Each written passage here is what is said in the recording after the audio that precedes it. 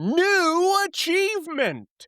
Professional procrastinator. Through a combination of staggering commitment and questionable time management, you've successfully ignored one of the most beloved lit RPG series of the decade, until the rest of the crawlers were already several floors ahead of you. Truly remarkable. Many crawlers failed this achievement simply by accidentally starting the book sooner. But not you. Reward?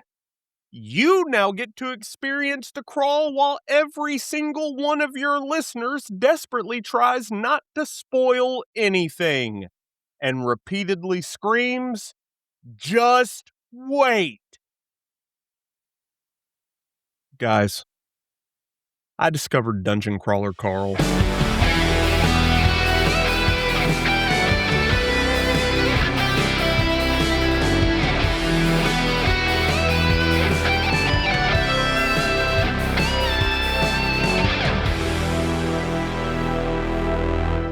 Hey, and welcome to, or welcome back to, the Average Joe Nerdcast. I'm Nate, your resident Average Joe, and if you've been wondering where Checkpoint Thursday disappeared to for the last few weeks, well, this is basically the reason. Now, I'd love to tell you I was off researching some massive rabbit hole or writing the next big deep dive series.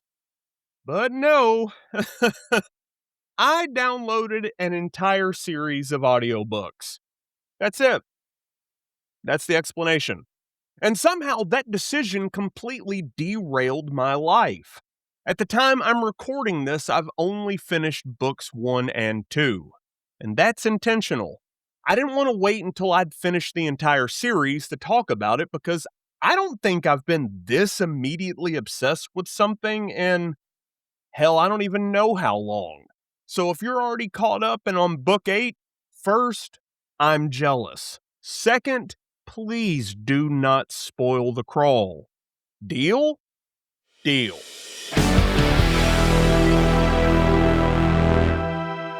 Listen, guys, I have exactly 2 speeds. Opening day, or showing up so late that everyone else has already moved 3 neighborhoods over. Halo? I was pretty early to the party on that one. Predator? Very late. The Terminator? Fashionably late. Dungeon Crawler Carl? I didn't discover Dungeon Crawler Carl. I joined while everyone else was already several floors ahead of me, and honestly, that's becoming kind of a theme in my life. And here's what blows my mind though. Apparently there's this entire genre called lit RPG. How did I miss an entire genre? I've spent decades playing RPGs. I've spent an embarrassing amount of my life comparing inventory systems. I'm the guy that gets excited over skill trees. I've probably spent more time organizing backpacks and Fallout than organizing my actual closet. And somehow, I completely missed that people were writing novels that feel just like video games. Where have I been? But here's what really got me. It wasn't actually the lit RPG stuff. It wasn't the stats or the achievements or the loot or the leveling. The thing that grabbed me was that this entire universe feels exactly like something me and my friends would have come up with sitting in someone's basement in the late 90s. You know exactly what I'm talking about if you lived during that era. Just picture it. You're 12. There's Mountain Dews on the table. Everyone's throwing ideas around. Hey, what if the apocalypse happened? But aliens made it into the biggest reality show in the galaxy. Okay, yeah. And hey, what if there are RPG mechanics? Hey, yeah. And what if there's loot? Hey, absolutely. And what if the AI running the dungeon is completely unhinged? Go on. And what if a pampered show cat becomes one of the greatest fictional characters ever written? I'm listening. And what if there's a dinosaur named Mongo? Sold. It feels like pure imagination, not cynical, not trying to be cool, just someone asking, what if? Over and over again. And somehow every single one of those ideas works. And it wasn't just the imagination that hooked me. Because let's be honest, the apocalypse has been done a lot.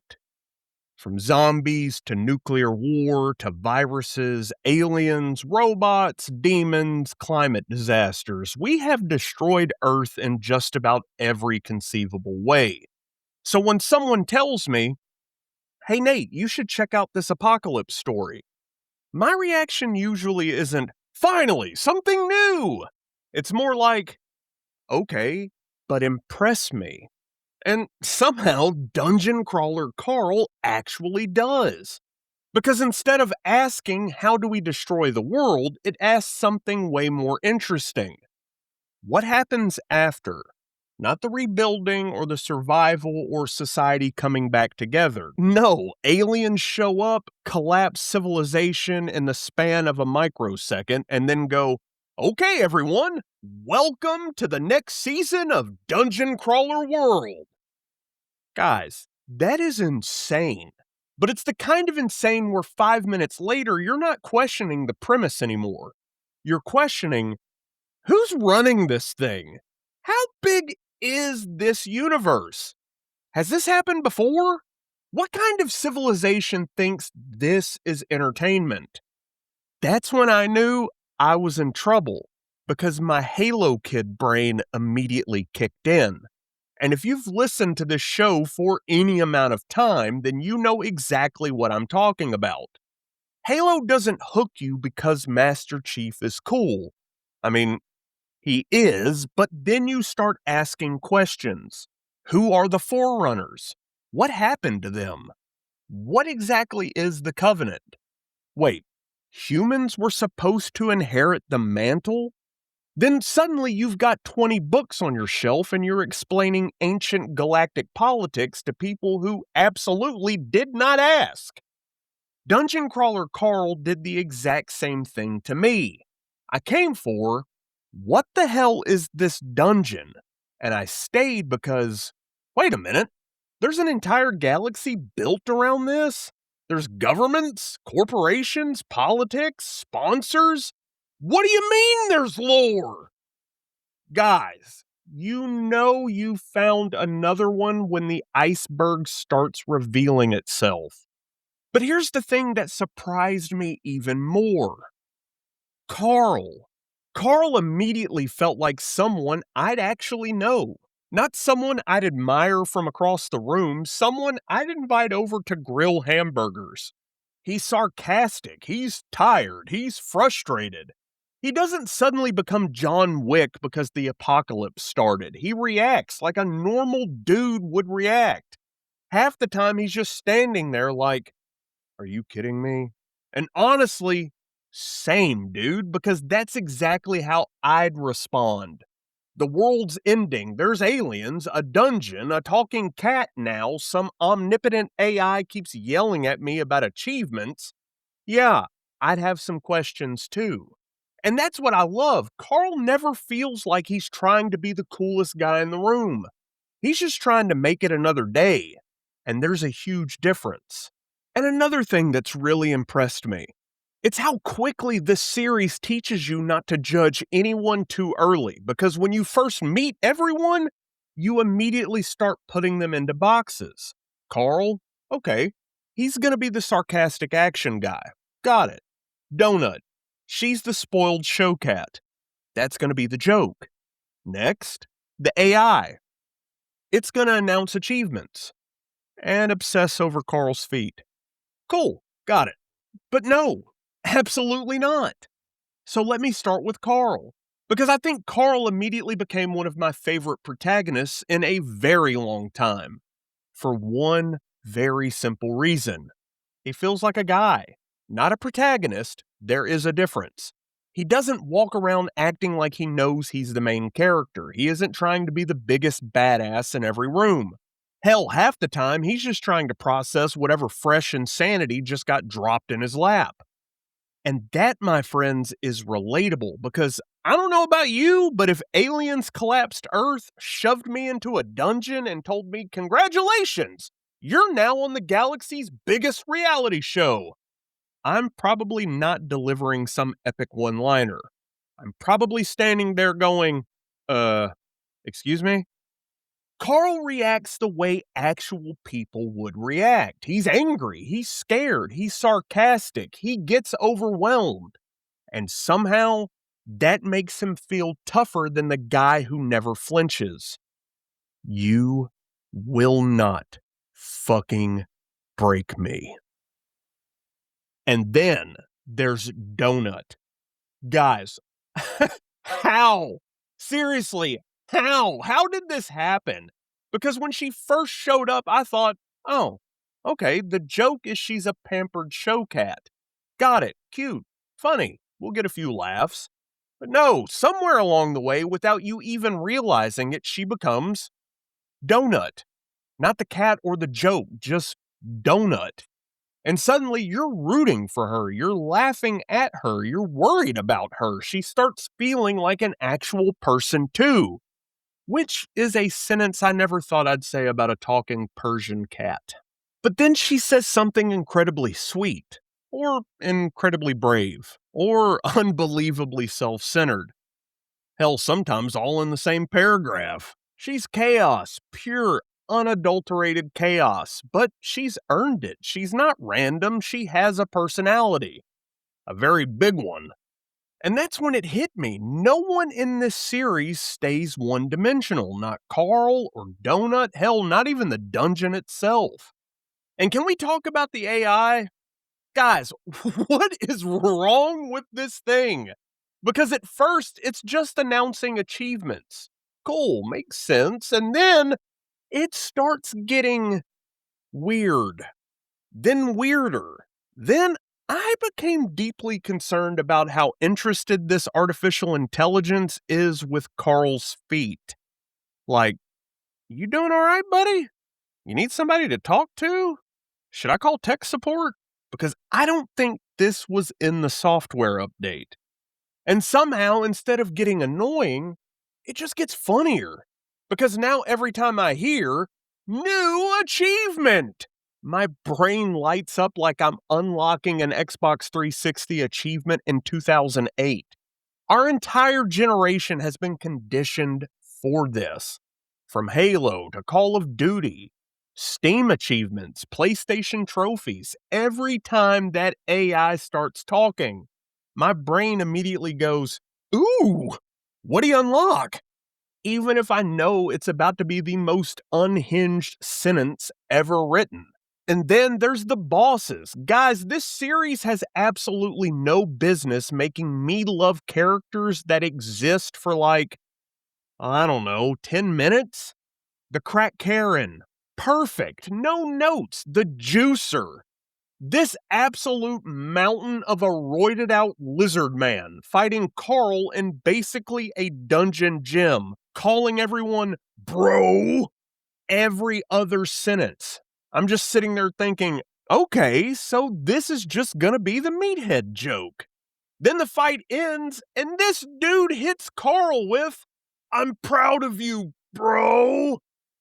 Why am I smiling? You weren't supposed to make me like the juicer. He was supposed to be a boss fight. And that's when I realized something. Matt Dinniman has this unbelievable ability to take what looks like a stereotype and then quietly reveal there's an actual person underneath. Carl isn't just sarcastic, Donut isn't just spoiled, the AI isn't just comic relief. Everyone gets just enough humanity that they stop feeling like jokes, and they start feeling like people, even in the middle of absolute insanity. Guys, can I explain something without sounding completely insane? Actually, you know what? No, probably not. Because trying to explain Dungeon Crawler Carl to someone who's never read it makes you sound like you've been awake for 3 straight days. So what's it about? Well, there's a talking Persian show cat. Okay. The apocalypse happened. Sure. It's also an RPG. The entire galaxy is watching? The AI that runs the dungeon has an increasingly concerning obsession with Carl's feet. One of the bosses is called the Krakerin. Another one's this giant roided out lizard dude named the Juicer who keeps calling everyone bro. Carl and Donut accidentally start a meth war between goblins and llamas. If you said those words out loud to someone who hadn't read these books, they're probably calling someone. But here's the magic trick. When you're in the books, it all makes perfect sense. And I mean perfect sense. Not once, not a single time did I stop and think, this is just too damn ridiculous. Because the world has rules. Very weird rules. Almost insane rules. And you know what? Occasionally deeply concerning rules. But there are rules. And once you understand those rules, your brain just kind of goes, yep, guess we're doing a meth war now. That's unbelievably difficult to pull off because absurdity without structure is just randomness. And this isn't random, it's controlled chaos. Everything feels like it belongs, even when it absolutely shouldn't. And then you get moments where you're laughing so hard you have to pause the audiobook because the AI just dropped yet another completely unhinged achievement. Or Donut said something so unbelievably donut you have to rewind because you missed the next 30 seconds laughing your ass off. Or Mongo shows up. Guys, Mongo. I'm not even explaining Mongo. If you've read the books, then you know, and if you haven't, then you'll meet Mongo soon enough. And I am deeply jealous that you get to experience that for the very first time. And that's another thing this series does so well. It trusts you. It never stops. It never turns toward the audience and says, hey, wasn't that funny? No, it just keeps moving right along. The joke lands. Everyone in the world just accepts it. And the story keeps going. My friends, that's confidence. Actually, I think that's why the humor works. The characters don't think they're in a comedy. They're just trying to survive. Carl isn't trying to entertain me. He's just trying not to die. Donut isn't trying to become a meme. She's just, well, she's Donut. And the AI isn't trying to steal the show. Actually, you know what? Maybe the AI is trying to steal the show. But because everyone takes their world seriously, I can laugh without the story ever falling apart. And that's incredibly hard to do, and somehow Matt Dinneman makes it look effortless. New achievement! Floor cleared! Congratulations! Against all odds, you somehow managed to explain Dungeon Crawler Carl without sounding completely unhinged. Medical professionals remain skeptical. Reward? 1 refill. Stretch your legs and pet your nearest cat. Please avoid making direct eye contact with any dungeon AI. And we'll be right back. This episode of the Average Joe Nerdcast is brought to you by Dungeon Fresh Foot Powder. Look, we don't know why the dungeon AI is so interested in your feet. Frankly, we don't want to know. But if some all-powerful artificial intelligence is going to keep making comments every time you take your shoes off, you might as well make a good first impression. Dungeon Fresh Foot Powder, for crawlers who appreciate clean feet, and for everyone else who wishes the dungeon AI would please, for the love of God, find literally any other hobby. Dungeon Fresh, because apparently, someone's looking. I'm deeply uncomfortable that I just read that out loud. Back to the show. Okay, where were we? Yeah. Apparently the dungeon AI has a foot thing. Good. Glad we addressed that once again.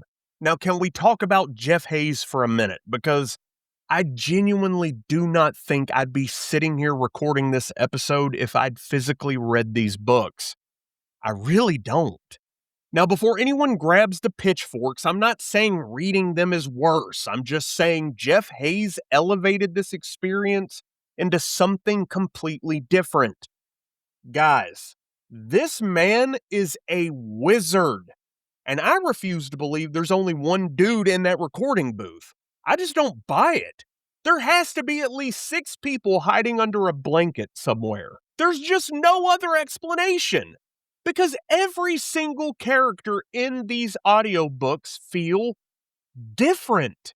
Not, hey, check this out, I'm doing a funny voice. But different.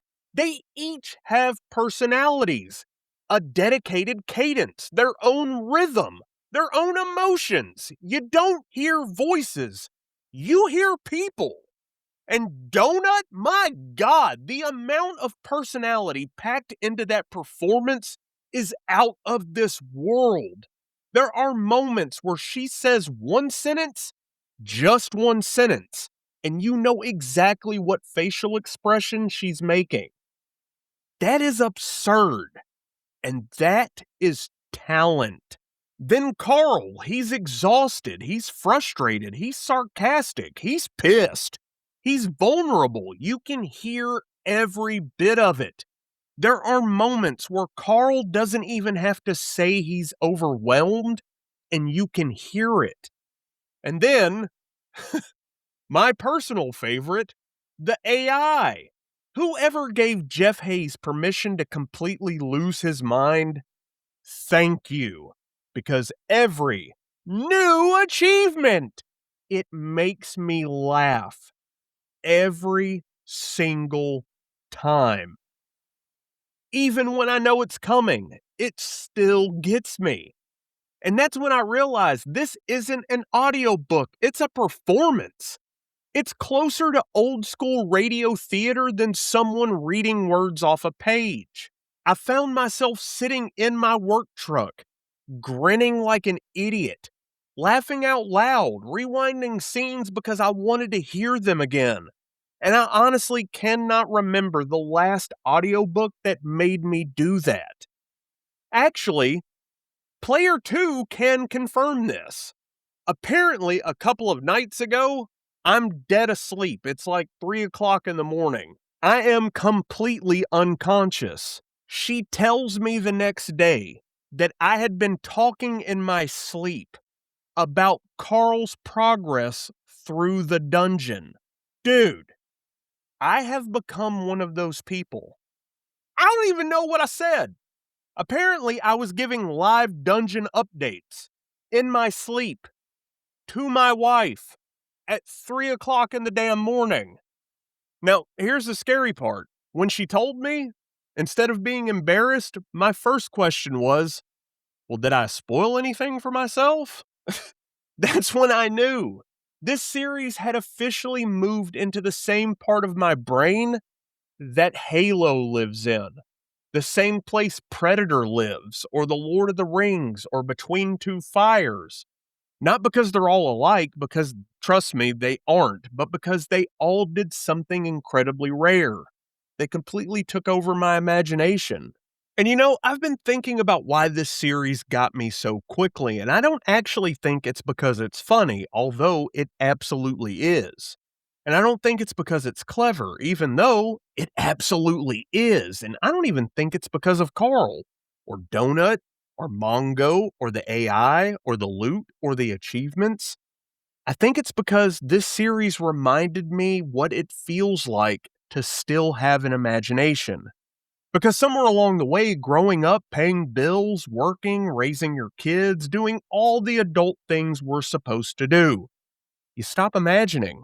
You just don't exercise it as much. You know what I mean?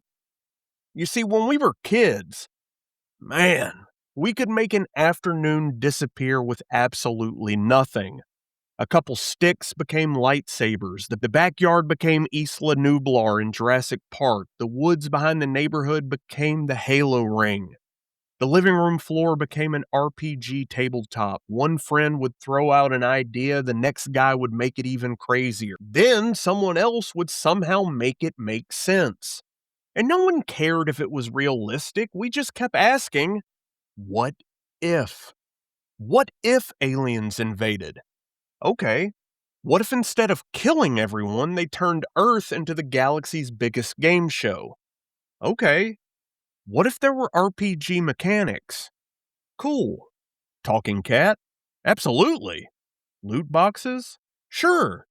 Completely unhinged artificial intelligence? Hey, why not? Meth war between goblins and llamas? You know what?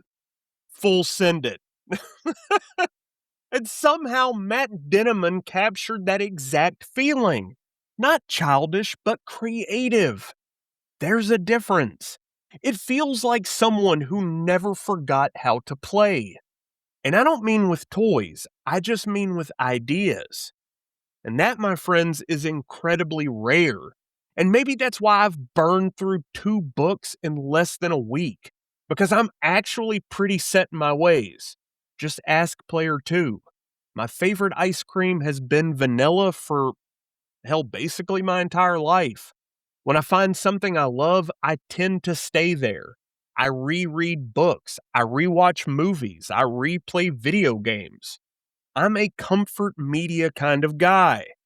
Halo, Predator, Lord of the Rings, the Resident Evil novels by S.D. Perry, the Harry Potter novels, those things become part of my life. I don't replace them. I revisit them. So for something completely new to come out of absolutely nowhere and hijack my imagination, have me talking in my sleep, and immediately earn a spot on that shelf, that's saying something. Guys, I think I found another one. And honestly, that's one of the best feelings in the world. Not because the old favorites become less important, because they don't. Halo is still Halo. The Terminator is still the Terminator. Lord of the Rings is still Lord of the Rings. Those stories helped make me who I am, and they are not going anywhere. But every once in a while, something new walks through the door, looks around, and somehow earns a seat at the same exact table. And Dungeon Crawler Carl did just that in eh, 2 days. That's honestly ridiculous. So if you've been yelling at me for years to read these books, congratulations. You won. You were absolutely right, and I get it now. If you've never read them, I genuinely hope you give them a shot. Not because I want you to know what happens, because I don't. Half the fun is discovering this insanity for yourself. I just want you to experience what I experienced. That moment where you realize, oh, I'm hooked. And for everyone that's already several floors ahead of me, please do not spoil the crawl. I'm coming, just apparently fashionably late. And yes, book 3 is already downloaded, queued up, and player 2 has accepted her fate. Producer Steve, well, he's pretending he isn't interested. But I know he's lying. New achievement! Crawler status confirmed. Against all odds, you discovered a story that completely hijacked your imagination. Side effects may include talking in your sleep, randomly shouting new achievement, an irrational attachment to a talking cat, and an overwhelming urge to convince your friends to start reading immediately. Reward? Book 3. Good luck, Crawler. You'll need it. Thank you all so much for hanging out with me this week. If you enjoyed today's episode, I'd love it if you'd leave a rating, follow the show, and share it with someone who still hasn't started Dungeon Crawler Carl. Which, statistically speaking, might just be me 6 days ago. And if you're already several floors ahead of me, or you're just looking for a place to nerd out about books in general, then come hang out with us over on the lobby, the Average Joe Nerdcast Discord. We've got a channel called Book Nook, and I'd love to see some more book girlies and book bros join the ranks. Just, for the love of God, do not spoil the crawl. Seriously, I'm trusting you people. Oh, and one more thing before I get out of here. Episode 100 is getting closer every single day. and I want that episode to celebrate this community just as much as it celebrates the podcast. So if the show's ever made you laugh, helped you through a rough day, sent you down a rabbit hole, or you've just got a favorite AJN memory, then send it my way. It can be a message, a story, or hell, even a short voice recording if you're feeling brave. I'd love to include some of you in episode 100 because, honestly, this show wouldn't be what it is without each and every one of you. All right, until next time, stay gold, nerd bold, and I'll catch you on the next one. Jesus, Steve! Steve, you've spent the last 30 minutes pretending you weren't paying attention. Steve! No spoilers, dude! I haven't read it yet! God damn it, Steve. New achievement! Infection complete. Congratulations! Against your better judgment, you've successfully infected another unsuspecting victim with Dungeon Crawler Carl. Symptoms include suddenly understanding references to talking cats, randomly yelling new achievement, reward, an uncontrollable urge to say, God damn it, donut. Game over.